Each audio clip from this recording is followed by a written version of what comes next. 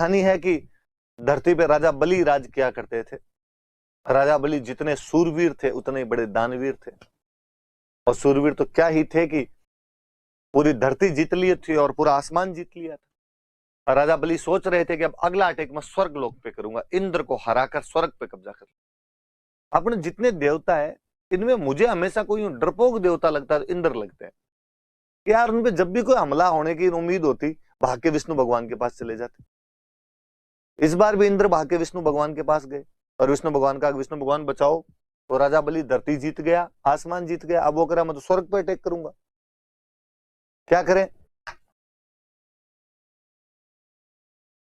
और राजा बलि को विष्णु भगवान ने कहा भाई मैं परीक्षा लूंगा, मैं करता हूं कुछ ना कुछ इसका इलाज। ठीक है, आप क्या करेंगे। भगवान विष्णु ने छोटे से एक ब्राह्मण का रूप धारण किया, वामन अवतार, छोटा सा ब्राह्मण वामन अवतार धारण किया।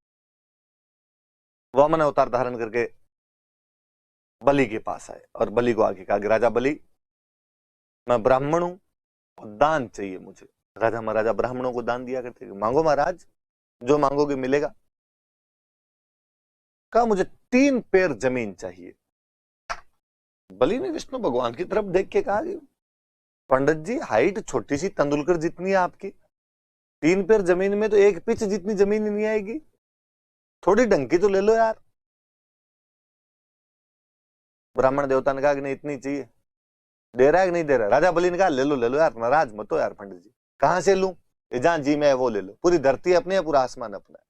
और भगवान विष्णु ने अपना विराट स्वरूप प्रदर्शित किया, पहले पैर में पूरी धरती नाप दी और दूसरे पैर में पूरा आसमान नाप दिया। अब कहा तीसरा पैर रखूं कहां। राजा बलि ने कहा माथे में रख लो, और तो कहां ही रखोगे। और कहते हैं विष्णु भगवान ने उसके माथे में पैर रखा। राजा बलि ने कहा कि भगवान सर माथे पे आपका पैर, माथे पे पैर रखा, बलि को पाताल लोक में बिठा दिया, पाताल लोक में भेज दिया। पर भगवान विष्णु बड़े राजी हुए, किसी राजा ने अपना पूरा राज्य दान दे दिया। भगवान विष्णु ने कहा मांग बलि मांग, जो मांगेगा वापस मिलेगा।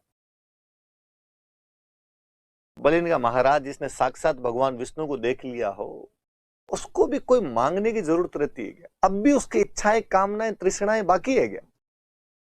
कुछ नहीं चाहिए महाराज, आपका विराट रूप देखा है राजा बलि ने, अब किसी प्रकार की इच्छाएं समाप्त है। विष्णु भगवान ने कहा फिलोसफी मत जाएगा, मैं कह रहा हूं मांग। विष्णु भगवान को लगा ये वापस कर देगा, राज्य वापस दो, राज्य वापस दे देंगे इसको और समझा देंगे इंद्र पे अटैक नहीं करना है। तो राजा बलि ने कहा भगवान नहीं नहीं कुछ नहीं चाहिए, अपने जैसा इंटेलिजेंट कोई होता तो कह देता वापस दे दो जो लिया है हमारा। पर बलि ने कहा नहीं कुछ भी नहीं चाहिए। यार कुछ तो मांग, मैं भगवान हूं यार, मैं दे रहा हूं, ऐसे क्या मना कर रहा है। पक्का मैं कहूंगा वो दे दोगे आप। भगवान विष्णु ने कहा पक्का, मेरे पे डाउट है क्या तुझे कोई।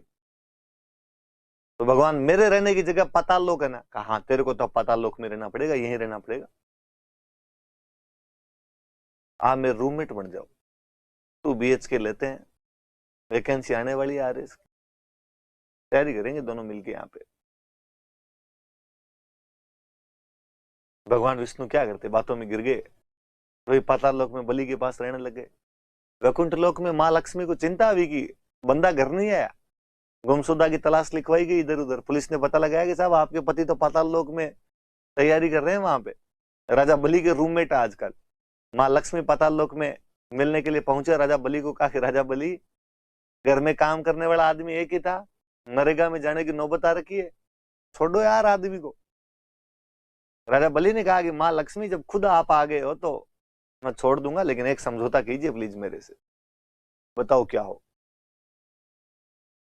भगवान विष्णु 8 महीने तक वैकुंठ लोक में आपके पास में रहेंगे, शेष सैया पर विराजमान रहेंगे, पर 4 महीने आषाढ़ से कार्तिक के बीच में तो मेरे पास रहे।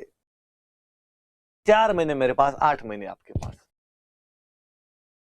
मां लक्ष्मी ने कहा कि तथास्तु।